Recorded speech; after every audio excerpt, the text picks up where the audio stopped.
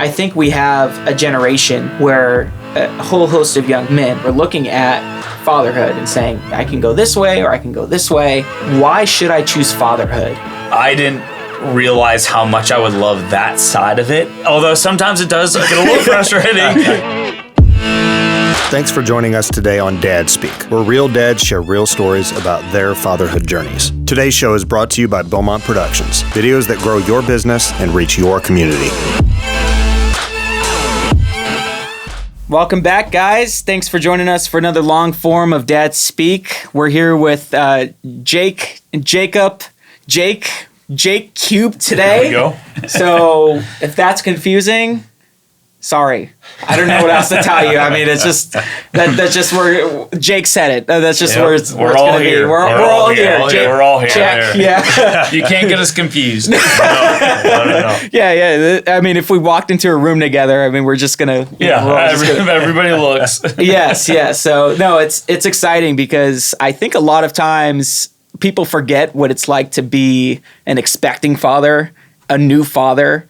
And you just forget about it, and it's such a fun, incredible time because it's so exciting. And it's not that it doesn't stop being exciting. It's just that you forget about it. And then because all these other phases so I've heard, of raising a child are also really exciting. So, I hope this episode is dedicated to the fathers to be, the fathers who are in the thick of the newborn phase.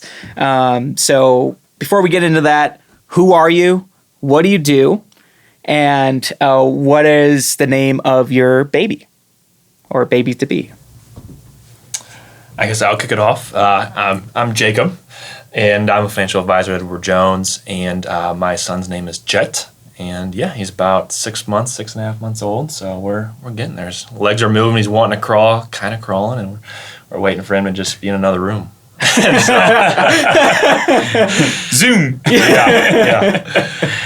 And I'm Jake. I own a lobbying firm in Jefferson City, and my wife is 21 weeks, 4 days pregnant today. Okay. And do you have a name for the baby? Yep. Eleanor Marilyn Rose Silverman. Okay. So I'm curious. That's a very strong name, by the way. So how did you come to decide Eleanor? Yeah, so I live in the political world. I work in the political world. So my big thing was to name if we had sons, name our sons after presidents. Okay. And if it was a girl, after first ladies. So Eleanor Roosevelt. Okay. And then Marilyn. Marilyn is my grandma's name. So we did the middle name after her. So a strong name. If she wants to be president someday, fantastic. Yeah. It makes my job very easy. So I'm curious to know what was on the docket if it was a boy. Harrison. President okay. Harrison. And there's kind of a little. My wife is a big Harry Potter nerd, and so I named it after President Harrison. It would have been President Harrison. She was going to name it after Harry Potter. So we both got our ways on that one. Okay. So, yeah. Okay. Well, not bad. Well, then you can potentially shoot for number 2. We'll see what we get. Okay. We'll see what we get. Okay, gotcha. And how about you guys? So how did you come to... I was say, you're making me look bad over here, man. You just you're like, oh, yeah. Yeah. No, what we did is, Jordan liked it at the beginning, my wife, and then I was kind of like, oh, okay. And then about 6 months later, we were still like kind of point blank, and she brought it back up, and we really liked it. But I mean, the only really test we ran it through was, hey, coming through a sports announcer's voice, how does it sound? And so, and Jet Laker was like, you know what, that could be a D1 athlete's name. No pressure if he sees this one day. That's true. But, you know what, though? We had batting third for the Cardinals. I know. We had Jet Laker. Yeah. Yes. We had to set him up, and so it's in God's hands what happens from here. But we had to do everything we could. No pushing. No. You know what though? But your wife is tall. You're tall. You have an athletic. I can see it. Jet Laker. Yeah. Yeah, definitely. Okay, I'm looking out for it. I'm there for it. Yeah, we're looking for an agent right now. So hear that? If you're an agent, just drop it in the comments. Jet Laker looking for representation. Yeah. So for you guys, when you were, you're in the thick of it, you can just look 6 months back, one thing you were excited for and one thing you were afraid of.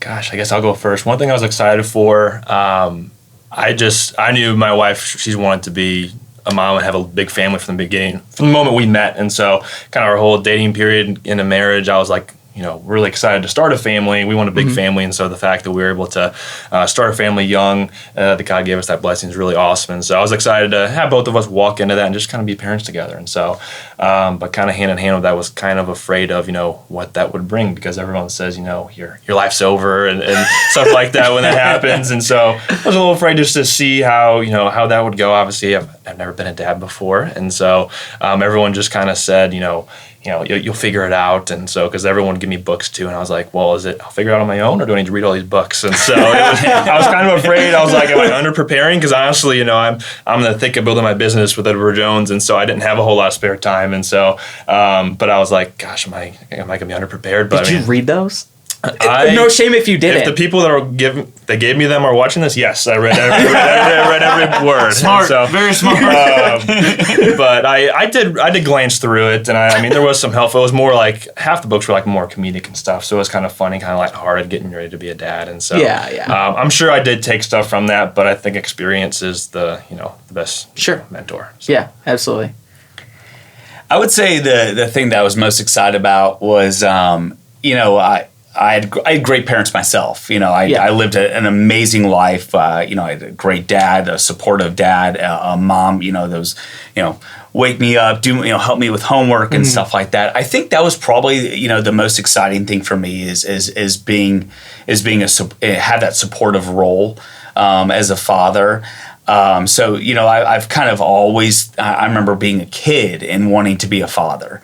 And so now it's like, I'm preparing myself for that. It's like, hey, listen, someday she's going to be in college, and it's going to be dad's weekend or whatever. Yeah. And she's going to be like, Dad, I want to go here and I want to go here. And I remember when I was in college, and my dad being like, here's the credit card. And I just, that supportive role is something that I really look forward to. The thing that I'm probably the most concerned about, or I guess I would say the most scared I am, is probably, I'm a protective person. And so getting over some of that, at some point they're going to grow up and they'll have their own lives, and not being, a helicopter parent or whatever, trying to step back from that and just, assessing they're going to be their own person at some point. And I know it's, our baby's not born yet, but even now I'm still thinking about it, being like, okay, like I need to prepare myself that someday our daughter will, she will be like, hey, I'm staying over at a friend's house, and I'm, I got to be okay with that. And that's probably the hardest thing for me to grasp right now. Yeah, it's weird to think that our children, they're so young, but they will be adults for most of their life. Isn't that a weird concept? It's like they're only kids really for 18 years, and then for the rest of their life, they're literally, it's just such a weird concept to think about. But I think I struggle with that too and I don't know, if someone has tips out there to how to let go, please let me know, because I don't know. I can't picture Charlie as this little man of doing his own thing. And I'm sure it's going to hit me like a ton of bricks when it's there, but it's going to happen, right? Yeah. Mentally preparing for that now, it's going to take me 18, 19, 20 years to get there. So let's start now. on the low end. On the low end. Exactly. Yeah. I think one of the things that I remember when Abby and I found out and we were sharing with people, there were just so many things that bothered me a little bit, I think, as a father going into it. And I think some of the comments, I don't know, I'm just curious to know if you guys have experienced comments that annoyed you or annoy you a little bit, and what those are. Let's get into those. Let's pinpoint some of those annoying comments. I can. I'll start this one. He's ready to go. I hope my mother-in-law and That's always a good start. yeah, my mother-in-law and my stepmother-in-law. It comes from a good place, but people say don't let everybody parent your child. Yeah. It's like you make the decisions, but then certain things are said that you're like, well, you just made a comment that's partially parenting. Yeah. So everybody's got their opinion. Yeah. And it could be from what education they're going to get. Whether they're going to go to a public school, whether they're going to go to a private school. That's a good one. So yeah. And so, understanding and standing your ground, I guess you could say, when that is pushed upon you, is not an easy thing. So sometimes you just have to hear it and let it go. Yeah. And trust me, there's been some comments that I've heard. I love them dearly, and it comes from a great place. Yeah. But it's like I'm a 36-year-old man. I own my own business. I've gone through education. A long string of education. Of course. I'm not. I'm logical. I know what. I don't know what I'm doing, but I also know what I'm doing at the same time. And so sometimes it's like, listen, you don't need to tell me what to do. I will figure it out. My wife will figure it out, and we'll figure it out together. And so sometimes it's hard to let that go, but that can be a little annoying at times. Yeah, and it always comes from a good place. It does. All of these comments always come from a good place, but they are annoying. It's annoying. They always are annoying. Yeah. So I know education's a big one, right? And it's always phrased in a question of like, are you gonna send them to public school? And it's always the tone, in back of it. I know one that I got was make sure you help mom.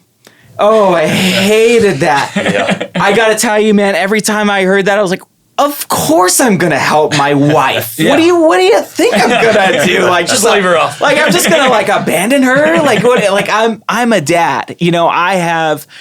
I have an equal share in taking care of my child and my wife as much as my wife does. And yes, the burden is on her, especially in a newborn phase, right? It's like, man, sleeping and feeding, especially if your wife is breastfeeding, it is on the wife. It's just, I don't have boobs, I can't do it. You know what I mean? I literally can't. But, right, I can do other things. I can do the dishes. I can clean the house. I can make sure my wife is fed and gets the proper nutrition. These are all the things that, of course, I'm going to do that, right? You don't need to tell me, outside person, whether you're mom, dad, cousin, random person off the street, to do that. That's one of the things. It seems to be the family that because they matter the most. Yeah, well, and they love the child. Just it's like to them, it's like this. Yeah. I mean, our daughter will be the first grandchild and be the first great grandchild. Oh wow! And so now, I mean, this our baby is the focus, the focal point of the family, and so it is kind of everybody's got some opinions, but you just gotta let them. How about you? Do you have any pet peeves? Pet peeves. I go similar things to what you said. I'm a little, I would say, protective of Jordan. I think she's a little more sensitive than I was in that phase of different things. I think a big thing, that you guys didn't mention was kind of names. I kind of wish we wouldn't have let in the world names we were considering. That's good. Yeah, it's a big one. So, I won't name names, but someone we were deciding between two names. We were really close between the two names, and then she was just like, "Oh, I hate that name," or said something along those lines, and so we're like, "Oh, please, anything but that name." And so, that kind of made the choice for us, honestly. Which I don't know, and so I think next kid will definitely not tell anyone. Yeah. And I know a lot of couples who do that, who are like, I'm not going to share the name because everyone has an opinion about it, and I don't give a rat's ass about your opinion. I just don't want to hear it. This is what I'm going to name my baby. And that's fair, because people do have a lot of opinions about names. Yeah. That's and once you see the kid, doesn't matter what you name it, you're going to love it. And so, And then you kind of mentioned the public versus private school too. Not exactly along those lines, but we are raising our kids and future kids in a completely different world than our parents and grandparents ever did. So I think that's a different thing too. Yeah. We're trying to navigate. And then my family's up here. My My son's the first grandchild on my side of the family, so kind of like you said, I mean, it's all. I mean, when my parents are texting me, it's not, hey, how you doing? How's Jordan? It's, hey, how's Jet? Can I come see Jet? So, which I love. Like I said, it comes from a good place. Yeah. And so it's just balancing that because her family's in Alabama and we love them, and it was an extremely tough decision to come up here. So trying to balance and make sure they feel loved and they can see him, and especially with it being, her family and everything like that. Let's talk about that a little bit, because that, especially, I'm sure you guys are talking about a birthing plan, you're putting one together, and that's just such a critical part of being a father, is creating those boundaries for your household, not only for the birth, but after the birth, where it's mom's recovering, and especially the first 6-8 months, where it's, hey, everyone wants to come see baby. Everyone wants to come be a part of the household. Really, dad is like put in charge of this, creating boundaries, communicating with parents. How's that going for you? How has that been for you? What boundaries have you guys put in place for that? Yeah, I mean, I guess we're still early enough to where, I think everybody's just making sure that, the baby's, healthy throughout the pregnancy. Good. But I will say that, I think that I've kind of set some, with just personal conversations I've had. Hey, listen, this is how it's going to go, and it's kind of our way, my way and my wife's way, or if you don't like it, I'm sorry, that's how it's going to be. And my only priority is protecting my wife and my baby. Yes. And so, in all honesty, it's like, if it's a week after and somebody's like, hey, listen, I want to see, I want to see Ella. I'm sorry, but, I might not feel comfortable. My wife might not feel comfortable. And that's a conversation we're going to have. And I have no problem. And I think the man of the house, really needs to step up and say, hey, listen, like, we don't feel comfortable as a family, and it's not anything against you or anything like that. It's just, this is how we've, this is what we're dealing with, and this is how we want to do it. And I think just setting those boundaries early is the most important. Yeah. No, I would agree. And kind of back to the point. I mean, so I live 5 minutes from my office, and I work with my dad, and so it's super easy for him to just be like, hey, let me pop over, let me pop over. And so, which is awesome, and he's done really good about not overwhelming her, but it's just still that, just kind of navigating that, and I'm lucky, and Jordan, she'll speak her mind, and so I don't always have to like speak up for her, but there have been times where I've had to have those conversations, and I am a people pleaser in general, so I struggle a little bit more with what you said, where it doesn't sound like you might have much of a problem with it, especially when it's your family. Sorry, family. And stuff like that. And so I'm more of a people pleaser, and so that's something I'd honestly just say I'm still struggling with to a degree, or getting informed. It's not, it's not terrible, but still definitely working on that part. Yeah, and it's hard because for me, my family's, they're all out of state. So everyone wanted to fly in. I mean, everyone's like getting a flight out, out to St. Louis. Everyone's paying hundreds of dollars to come and see, the baby. And this is first grandbaby in the family. I mean, it's pretty intense. But I think personal conversations, I mean, that was so valuable. It's just saying, and because my mom, Mom, I love you very, very much. And she cares about our family so much. And she was so excited for the baby. But setting those boundaries early of like, hey, like, let's figure out a schedule. Like, it's very loose, and like, we don't know what's going to happen, right? Because like a lot of stuff can happen with the birth. Like, have no idea, but I will let you know when it's good to go, right? And some people take that a little bit better than others.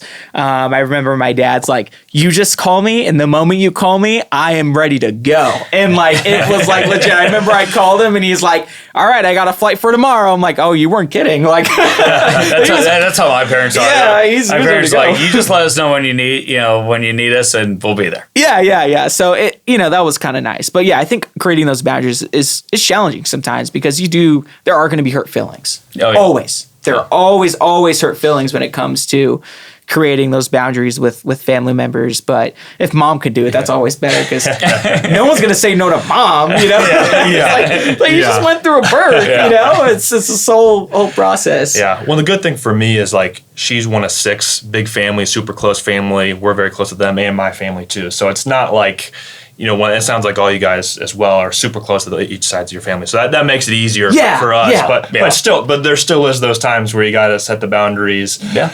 Because I remember in the birth, I remember Jordan's super close with her mom. So I was just like, my thought was, all right, me, Jordan, and then if she wants her mom there, we'll get those three. And besides that, I'll kick out whoever I need to. And so, yeah. I mean, taking care of your spouse is like one of the critical parts of going through the pregnancy and then the first 6 to 8 months. How are you guys doing it? It feels like a full-time job sometimes as a dad to make sure your spouse is okay mentally, emotionally, and physically. What does that look like for you guys? If you guys share a little bit of that. I mean, my wife she wants me home all the time. And it's not like, it's not a possessive thing or anything. It's it's just she's having that anxiety of like, listen, like, I just want you around. Yeah. And which honestly is amazing to me because I want to be around. And so, being there 24/7 when she wants ice cream at 8:30 at night or 9 o'clock when I'm getting ready to go to bed. You know what though? Those are the pleasures of this whole process. It's I didn't realize how much I would love that side of it. Although sometimes it does get a little frustrating, But I will say there is nothing better than. Then going out, getting her ice cream late at night, and her rubbing the belly, and then you just see the belly, and you're like, this is all worth every second of it. It's like I can't complain one bit. So yeah. That's awesome. That's one thing I want to ask next is cravings that she has and stuff. So, I know it's the Dad's podcast, but Jordan didn't really have any. But on my end, kind of like I said earlier, it's super nice because we have a very good line of communication. That's one thing. Before we had kids, we got to be able to communicate and stand. We each tell each other exactly how we feel, which is awesome. Because when I went into the marriage, I was kind of someone that would hold feelings in, and so we kind of worked through that. And now, she would be able to tell me kind of like, hey, I need this. Mm-hmm. So I kind of had it easy, so to say, because like I didn't have to guess a lot. There were times, obviously, where I was like, okay, she's saying no, but I'm pretty sure she wants something. So you should just know. Yeah, there's always those moments too, but for the most part, it was pretty good. And she's super understanding too, because like I mentioned earlier, I'm in the middle. We were talking about this before we even came in. I'm in the middle of kind of building my business with Edward Jones, trying to get it to where I'm very thankful. My dad is an advisor as well. He was able to coach me, coach my sister and my brother, and be there for our family. So I want to do that for Jet and our future kids, and so she's understanding of that. But also that can't come at a cost of me just working 24/7 and not being at home. So having that balance has been tough because she understands I'm building my business, but also I forget who told it to me, but it stuck with me. They were like, she might know that, but she's still going to remember how she feels if there are stretches, weeks where she doesn't feel loved and things like that. Yeah. So, there's, and that's sort of a tricky situation that I think probably all three Jakes can share in a triangle, right? Is like, there's a balance between building a legacy, building a business that supports your family and hopefully that you can pass on either the business itself or the assets that come through that business, and taking care of your family and being there, like actually being there, not just being there, but emotionally being there. Mm-hmm. And I think a lot of times, especially, during the pregnancy, you're thinking about these things of like, how do I provide for my family, right? Like, how do I get that extra client? Like, how do I close these extra 2 accounts, right? Like everything matters, it's like every cent matters. That's the only thing that you're thinking about, especially as a business owner, because man, that extra client is an extra, it directly affects your bank account. Like it is there. A lot of people don't realize that. Especially people who don't have kids. It's like, especially when you have kids and you start thinking about kids, man, you get protective over your business. You get protective of your work quality, and you will go, it's like you become a shark. It's like, you better watch out. Like, it's no joke. Like, cause this is no longer a business. This is the way I feed my family. Yeah. And it's no joke anymore. But I think, a lot of times people ask how mom, you said, how's mom? How's mom? How's Jet? And people are gonna be asking, how's Ella? How's Allie doing? But a lot of people don't ask how dad is, especially during this process. And it's hard, like, let's be honest with each other. Like, we're also going through a transition of life, and I'm, speak to that a little bit of like, what does that transition look like for you mentally, emotionally? What have you guys done to help prepare yourselves for that? And as you guys are going through this transition, what have you guys been doing and experiencing? Yeah, I mean, I can start off, but I would say that I kind of separate into like different categories. One is professionally, because like you just said, you start to look at everything like, how am I providing for my child? And so one of the biggest things is when people they ask, like, they don't ask how you're doing, but they also don't understand. It's like when you can't do certain things, when you can't meet up, when you can't go play golf. It's little things like that. When you can't go meet at a happy hour or something like that because I've got a client meeting, and and then the question is like, well, what, can't you just you're the business owner, can you push it off? Can you and it's like, well, nobody understands it. It's no longer me trying to create a legacy or me trying to grow my business. It's now me feeding my child and my family. Yes. And so, that's one side that is very difficult of, not have, nobody really understands unless you own a business, and you're having a child. So that's one thing. Another thing is there's so many things that men have to deal with on just a day-to-day basis besides having a child. I mean, you're most likely you're in charge of the family. You're a lot of times you're the bread, you're the provider. You're trying to put food on the table. And so it can be very stressful, when nobody's asking about you, because it's all bottling up sometimes. You're like, this is stressful. This, I've got to get to a doctor's appointment. Like the other day, I literally had a doctor's appointment. We had our doctor's appointment, did an ultrasound. We were flying back so I could be on a 1 o'clock call. Yeah. And I'm driving I'm driving way too fast, sorry, officers. Because I'm sitting there thinking like, I need to make sure that I'm on this call. Yeah. And so, those questions don't get asked, but the truth is in my opinion, as long as my wife knows that I'm doing everything I can, I don't care, to me, in my opinion, who asks me how I'm doing. Yeah. As long as my wife understands and she's asking me, that's really all that matters. And I can tell you this, my wife is awesome at that. I mean, she cares. She can tell when things are stressful. I've got 2 dogs that are both maniacs, and she understands when I'm stressful. When I'm stressed out, she's like, let me handle the dogs. I'll take them out. Like, why don't you just go relax a little bit? Which is a true help. Yeah. Spouse, I 100% agree. There's nothing like having a spouse that understands when that stress is on your shoulders, because it truly, that you're right. That's all. I don't care about anyone else, like as long as my spouse understands, because honestly, no one's really going to understand a lot of times except for your spouse. Maybe you have that one person or maybe that other person who may understand sections, but holistically, you as a person, that it's your spouse, and especially as a father, it's like your spouse sees the good, sees the bad and the ugly, and sees the greatness, and sees the potential, sees everything. And it's always the little moments, of like, yeah, you're taking care of the dogs, or like, Abby's really good about just like leaving sometimes like these little notes around the house of like, in these, when I have like, days where I have really long meetings, like back to back to back, or, when I'm waking up early and going to bed late, she'll leave notes, where it's nice, it's like, it feels like we're engaged, and that it makes a difference, where it's like, man, all the things that I'm doing, they're seen.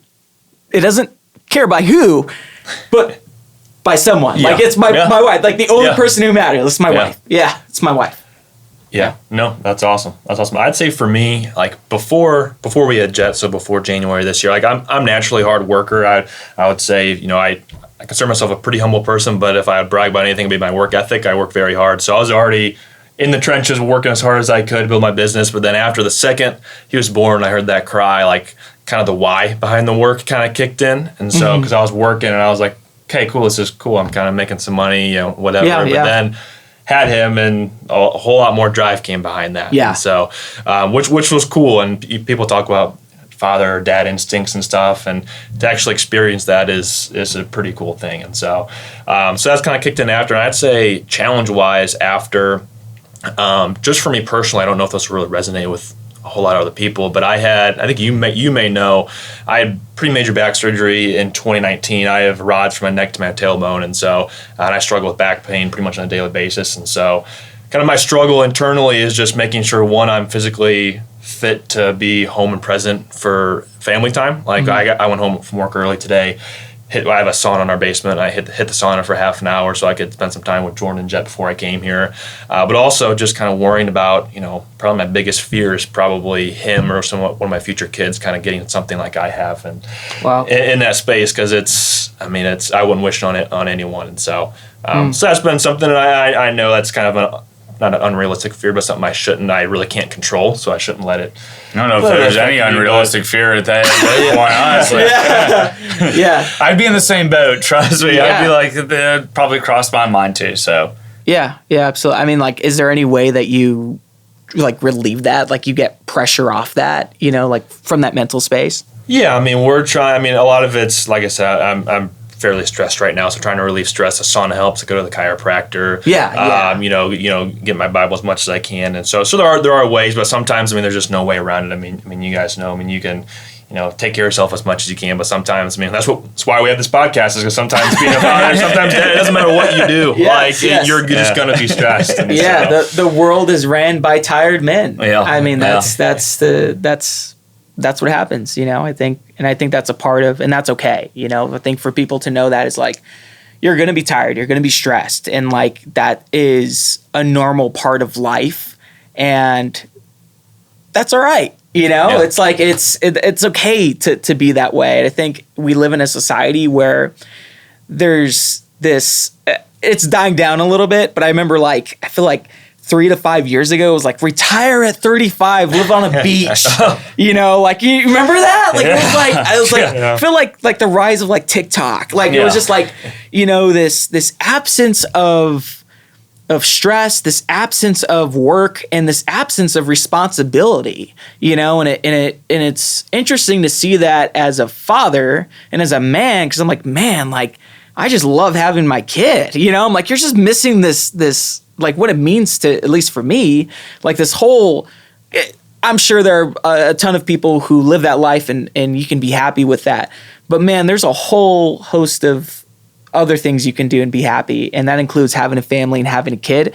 I don't need to live on a beach and retire at 35. You know what I mean? No, well, to that point, honestly, it's my goal is to make my daughter happy. And that is throughout my life. So if that means I can build generational wealth to where my daughter's daughter and my granddaughter or my grandchild is financially secure, I'm going to work until that, that's done. And so I feel like the influencer world, the Instagram influencer, retire at 35, and do you want this Lambo? And it goes to your point, your why. And it's like, why are you doing this? And I wanted to, when I started my company, it was because I knew that I wanted to build wealth for myself and for my family and for my children, and then my grandchildren. And to me, it's I don't care about a Lambo. I care about seeing my daughter go to school and do things that she wants to do.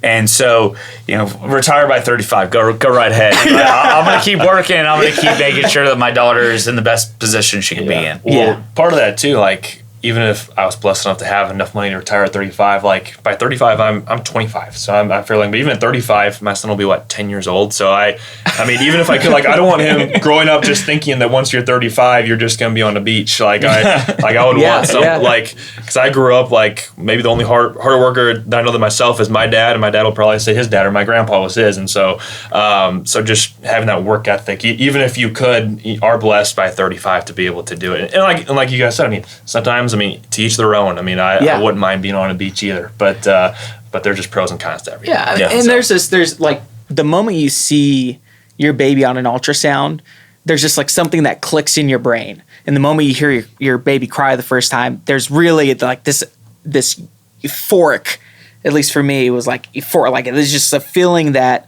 it's cliche, but it's so true, where it's holy crap, this is real. And it's a feeling like none other, both feelings. And I think we have a generation where a whole host of young people between the ages of 20 and 30 of men who are looking at fatherhood and saying, do I want to do that? Is that something that I really want to do? They're looking at our society, they're looking at our country, and they're looking at a lifestyle. And they're weighing their options right now. And they're saying, I can go this way or I can go this way. Why should I choose fatherhood? And you guys have chosen fatherhood, right? You've chosen the path.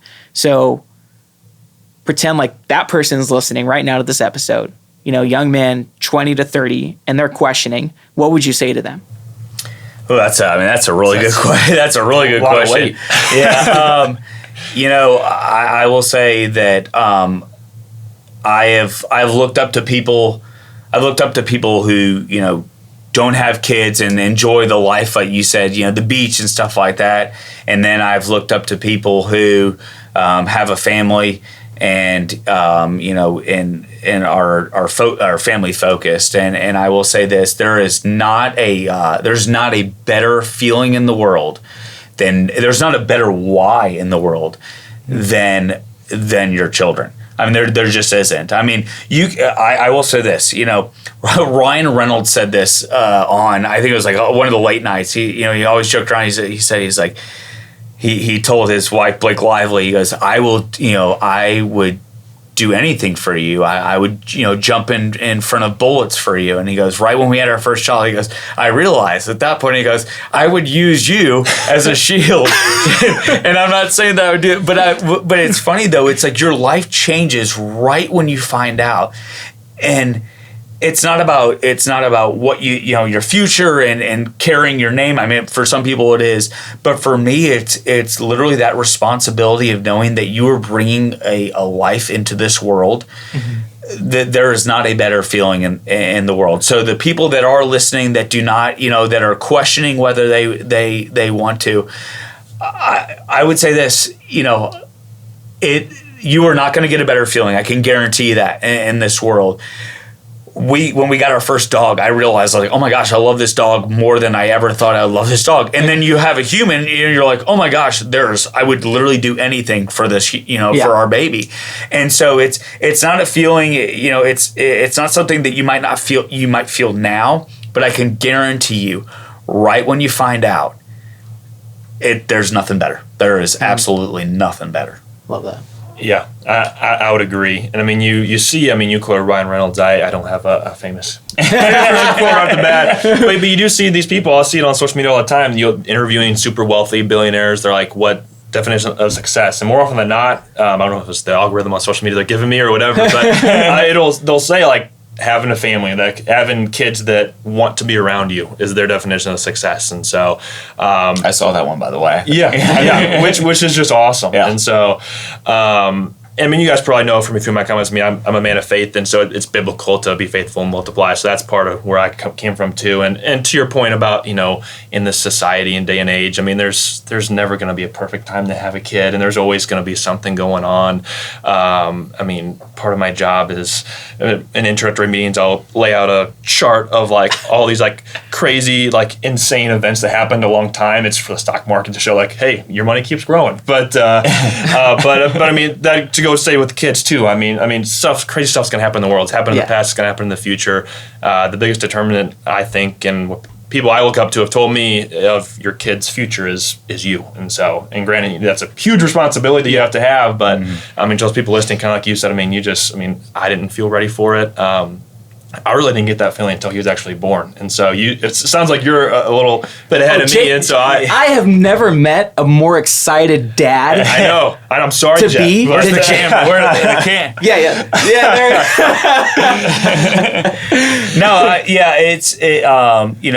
But I'm 36. I'm 36 years old, and so my dad had me when he was 35. And so, I've always, it's little things. Before my wife and I got married, we were talking, we were naming our kids and stuff like that. And, it's just little things. We visualized everything. We'd go to Orlando, or we'd go to Disney, and we went to we went to the Grand Floridian. We're like, oh, someday Ella's gonna be here with us, and it's hilarious. I mean, it's literally like now we're literally getting ready to living your dream. Booking. Yeah, we're gonna be booking a trip. So it's one of those where, sometimes you're ready for it, but you still don't know how it feels. I know people that have said that they wanted kids, then they didn't want kids, then they want kids, and they don't, and it's back and forth. And I want for them what that feeling is that I had, because there's nothing better. I've never met someone who has kids who are out of the house who said, "Man, I really regret having kids." I've never met a man who said that to me. Yep. In fact, it's generally the opposite. They say, "I wish I had another kid." And they always say, "They're expensive, it's stressful, but it's the best thing I'd ever done is raise my 2 kids, 3 kids, 4 kids, whatever kids they have." They go, "I wish I would have had another one." It's always over and over again. I hear that time and time again. And you know what? I remember the moment that my wife and I, Charlie was planned, but I was so hesitant. I was really, really hesitant for a lot of different reasons. But we were in Minnesota in December. Wow. Oh. Yeah. And we were in. Wow. Yeah, I know. Yeah. And it can get fun, but it's cold, right? But we're outside and we're sledding, and I just see these kids having the time of their lives. And if you ever heard a kid sledding down in Minnesota in the snow, there's nothing like it, just this kid radiating joy. And you talk about a society dying and a nation dying, you may be right, but there's nothing that radiates joy like a child. There's nothing that brings joy to society like a child. I mean, I'm sitting at a coffee shop today and I'm just seeing this 1-year-old eat a banana and he's just munching it down. I'm like, dude, this is pure joy. It's the greatest thing in the world. It is. And that's that feeling, right? And I think we need more of that. We need more children. We need more kids in this world. So, my wife, when she hears this episode, she'll be like, see, we need another kid, right? So well, hey, at least we were only planning 2, and we were watching Cheaper by the Dozen, and my wife looked over at me and she goes, "What'd you think about 5?" And I was like, 5? 36. I'm starting to do the math on this thing. I'm like, I don't know if we got that. You're going to be 80. I'm like, I'll take the walker to the... You're going to need a lot more claps, my friend. Exactly, Anybody looking for a lobbyist? Drop in the comments below. Oh, man. All right, last question, gentlemen. Think 15, 16 years from now, kids are grown, they're able to watch YouTube or whatever it's called nowadays, and they see this episode. 30 seconds, you're talking straight to them. Oh, Lord. What do you say? I'll let you go first. Oh, thank you for that. I just say that I love them, and that I know I won't be perfect. My wife won't be perfect. No human being in the world is perfect, but that we absolutely love them, did everything we could to set them up for success. And I think that's all you can really ask. I mean, I could talk and come up with other phrases and sayings for the next 2 minutes, but I think just loving them wholly, there's a lot that goes into that, and knowing that we're not going to be perfect and we'll need grace along the way, and we'll give that to them as well. That's what I'd say. Well, if it's 15 to 16 years, one thing I would say is get offline, get off social media, and do your homework. But Ella, you will be the most loved daughter in the world. And in all honesty, I mean, that's all you can say is like you'll see it through my hard work, your mom's hard work, the passion, the empathy, and I just don't think. I mean, you'll know it when you know it. And in all honesty, I mean, my parents were amazing parents, and so it was never something that I had to question. You know, it was like, we were at breakfast the other day, and my parents were like, I think we were at breakfast, and they said something along the lines of like, we never we never hoped that you hated us, or like I never felt like you hated us. I was like, there was never one time in my life that I even that was an inkling of a thought. Yeah. And so, Ella, you will know through all of our actions, through our hard work, through the passion and empathy and everything, that you are the most loved girl in the world. That's what you'll know. Love that. Gentlemen, thank you. Thank you. Thank you all for listening, joining us. We'll see you in 2 weeks for another long form. Dad Speak.